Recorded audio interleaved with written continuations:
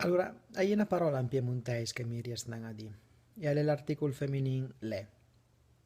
le ca, le stra, le bute. È una parola che riesce a dire perché in chiarese esiste e quindi mi l'hai mai sentita da cite, mi hanno capitato e anche adesso hanno capitato senza mica tanto, ma non è una cosa normale. Nel senso che certo, lei esiste nel piemontese standard della coinè, quindi esiste a Turin, esiste a Carmagnola, esiste a Pinerol, agli enti dizionari, agli enti grammatiche e scrivendo, aventa che la scriva, però devo forse ma farlo perché appunto perché l'hai mai sentita per me una cosa come l'estra, che cosa che a me smia neanche a piemontese, l'estra, io stra, le ca, il ca, le bute, il bute, addirittura mio papà dice i buti e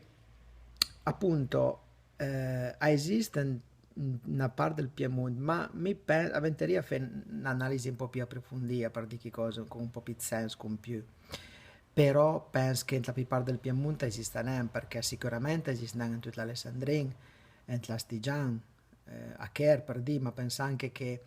in buona parte del Piemonte del Nord, quindi Nuarese, Versleis, penso neanche che esista e quindi per tanti piemontesi penso che quell'articolo lì sia un po', come dire, estraneo, strangè, fastidioso forse. Adesso magari fastidioso è troppo, ma comunque, come dire, mia mi smiena anche, e con l'estra mi smiena in piemontese, gli stra, il ca, il bute, e questa sia una distinzione importante tra il piemontese scritto e il piemontese parlato, perché appunto se scrivo devo scrivere l'estra, perché altrimenti sarebbe un errore, ma quando parlo esiste non l'estra, ma esiste gli stra, il ca, il bute e via forte.